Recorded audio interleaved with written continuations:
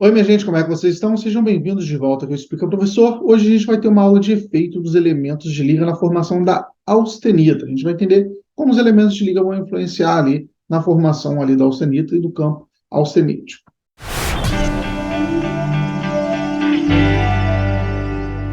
Bom, antes de qualquer coisa, eu vou pedir para você que chegou aqui agora para se inscrever no canal, ativar o sininho e deixar um like nesse vídeo, que não custa nada e me ajuda bastante. Se você já acompanha o canal, você sabe como funciona aqui, deixa aquele like maroto e vamos para a aula.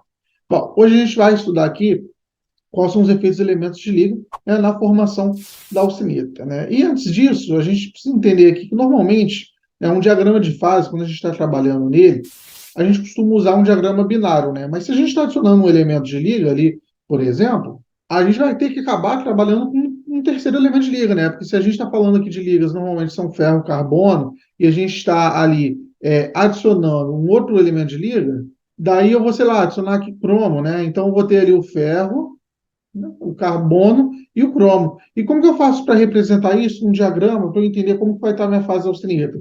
Normalmente, para esse tipo de questões, quando a gente está utilizando três elementos, por exemplo, a gente usa o que a gente chama de diagrama ternário, né? Então, com esse tipo de diagrama aqui, a gente tende aqui a prever, né, a temperatura a que o aço ele deve ser aquecido para formar a austenita. Porém, o diagrama ternário ele é muito complicado a gente visualizar, ainda mais para quando a gente está variando a temperatura, né? Lembrando aqui, como que é um diagrama ternário? Eu tenho três elementos, aqui nesse caso tem o tântalo, cromo e o níquel. A cada dois elementos desse aqui, eu formo o que a gente tem como um diagrama binário, né? Se eu pegar só esse eixo aqui, né, o eixo limite, considerando que eu não tenho nada aqui de níquel, é como se eu tivesse um diagrama binário, tântalo e cromo. Se eu tivesse aqui no eixo níquel e tântalo, é como se eu tivesse um diagrama binário, níquel e tântalo, e aqui no caso eu tenho um diagrama binário, níquel e cromo. E quando eu junto esses três aqui, eu formo um diagrama tridimensional ternário, né, que é difícil de observação. Então, normalmente, quando a gente está avaliando aqui um aço, um material que ele tem elementos de liga, a gente tende a utilizar realmente o diagrama binário e a gente pega e a gente estabiliza uma composição para o meu elemento de liga, né? Então, por exemplo, essa seção aqui, esse diagrama, eu tenho aqui um diagrama ferro, cromo, carbono, com teor de cromo de 12%. Então, o que que eu fiz aqui? Eu cheguei aqui e falei, bom, o teor de cromo que eu vou estar analisando é 12%. Por quê? Porque eu estou trabalhando ali com os meus ácidos inoxidáveis, se eu sei que tem 12% de cromo, eu quero saber, por exemplo, como que vai estar afetando ali a quantidade de carbono, considerando que eu tenho 12% de cromo. Eu poderia também fazer o contrário, eu poderia considerar ali uma quantidade de carbono constante e só adicionar o cromo para ver o que, que vai, como que isso aí vai afetar. Então, para 12% de cromo, né, como que está sendo ali afetado a minha estrutura à medida que eu estou variando ali o meu carbono, né? O meu diagrama aqui, obviamente, ele já fica completamente modificado em relação a um diagrama ferro-carbono comum. E por que, que ele é importante? Porque aqui agora eu consigo avaliar, por exemplo, né, para quais composições eu vou ter aqui a minha fase austenítica, né? Eu tenho aqui minha fase gama. Então a gente está vendo aqui que esse aqui ó, é o meu campo gama. E que ele é importante porque normalmente eu quero austenitizar o meu material para realizar algum tipo de tratamento térmico e processar ele de alguma maneira. E eu preciso saber qual é a faixa de temperatura que eu vou estar trabalhando.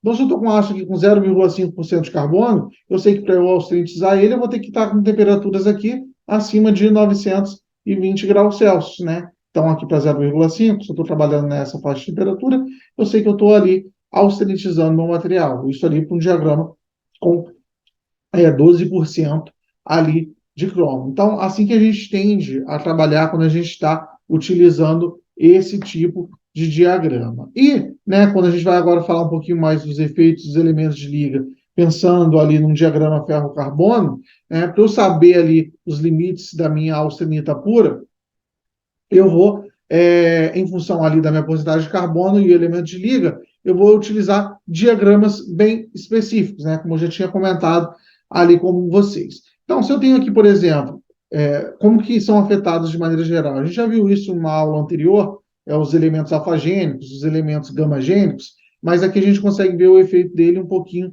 de forma mais específica para alguns elementos de liga. Se eu tenho aqui o meu diagrama ferro-carbono, eu tenho aqui o meu campo austenítico, qual que vai ser o efeito, por exemplo, do cromo nesse tipo de diagrama, né? Esse aqui a gente sabe que o cromo ele é um elemento que ele é alfagênico, né? Ou seja, ele vai tender ali a restringir o tamanho do meu campo austenítico, vai aumentar ali o tamanho do meu campo ferrítico. Então, aqui, quando eu tenho o meu campo com 0% de cromo, né? Aqui eu tenho o meu campo como se fosse aqui no meu diagrama ferro-carbono. E daí, quando eu estou adicionando, por exemplo, ali o meu elemento cromo, se eu adiciono, por exemplo, 5% de cromo, como que fica ali o meu campo? O meu campo já vai ser modificado. Ó. Com cromo, o meu campo ficou assim. E se eu adicionar 19% de cromo, como que vai ficar meu campo? Com 15%, perdão. Com 15% de cromo, o meu campo ele já vai ficar assim. Então, eu sei que essa aqui é a minha fase aqui austenítica, quando eu tenho 15% de cromo. Quando eu tenho 5% de cromo, a minha região austenítica é essa região aqui, que já ficou restrita também um bocadinho. E quando eu tenho aqui o normal, sem 0% de cromo, eu tenho esse campo austenítico aqui inteiro para eu trabalhar. Por que isso é importante? Para eu chegar aqui e saber qual faixa de temperatura eu vou estar trabalhando. Por exemplo, aqui se eu estou trabalhando com aço que ele tem 15% de cromo, que é esse caso aqui, eu vou ter aqui que utilizar essas faixas de temperatura. Já se eu estou trabalhando aqui que é 5% de cromo, eu vou ter aqui uma faixa de temperatura maior, né? No caso, posso trabalhar com temperaturas menores, e além disso, eu vou conseguir, né, avaliar isso também para diversas composições aqui de carbono, né? Eu não vou estar limitado ali para algumas composições de carbono para eu conseguir chegar na minha fase austenítica. Então, o cromo, por exemplo, ele é um tipo desse elemento que tem esse efeito. Eu tenho os elementos ali que eles vão restringir, né, rapidamente esse campo austenítico, como é o caso do cromo, mas eu ainda tenho outros elementos que eles tendem a fazer isso. Eu tenho aqui o caso do titânio, eu tenho aqui o caso do silício, eu tenho o caso do molibdênio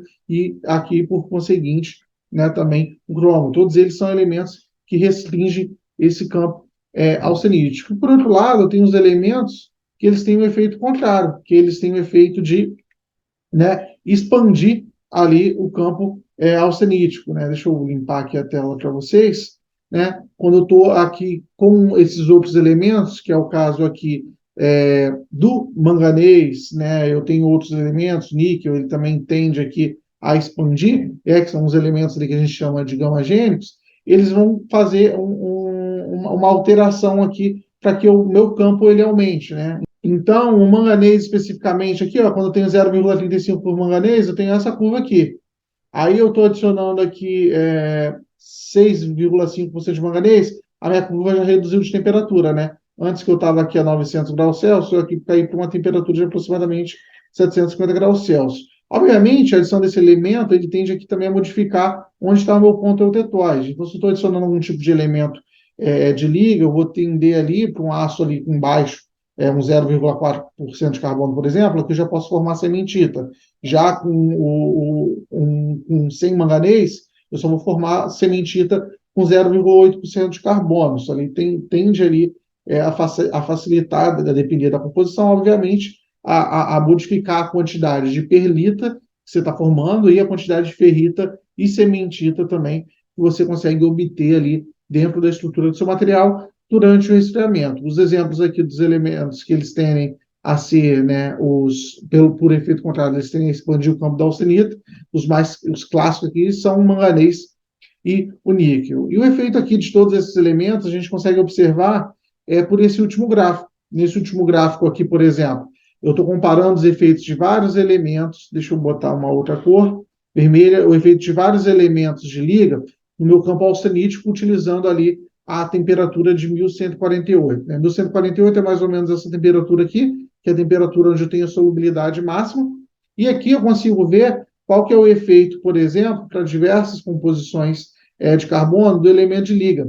Eu consigo ver aqui que eu tenho os elementos que eles vão tender a expandir o meu campo mais, e os que vão tender a restringir, né? Aqui, o meu manganês e o níquel, eles estão tendendo a expandir, vocês estão vendo aqui que a curva deles estão mais aqui à direita, e eles estão abertas, né? Eles estão até extrapolando o meu gráfico, eu não consigo fazer um gráfico representativo para todos, então o manganês e o níquel, eles estão extrapolando o gráfico, enquanto ali o cromo e os outros elementos, o tungstênio, silício, molibdênio, vanádio, eles estão aqui restringindo o meu gráfico. Né? Então, a gente consegue ver aqui os efeitos, né, combinados deles, né? Aqui a gente tem o limite do campo austenítico, né, a 1.148 graus Celsius para vários elementos. E essa área aqui debaixo da curva representa a austenita. Então, né, como que você representaria a austenita aqui para a curva de tungstênio, né, à medida que eu estou alterando ali a quantidade de carbono, né? Para a curva de tungstênio, à medida que eu estou alterando ali a quantidade de carbono, essa aqui vai ser a representação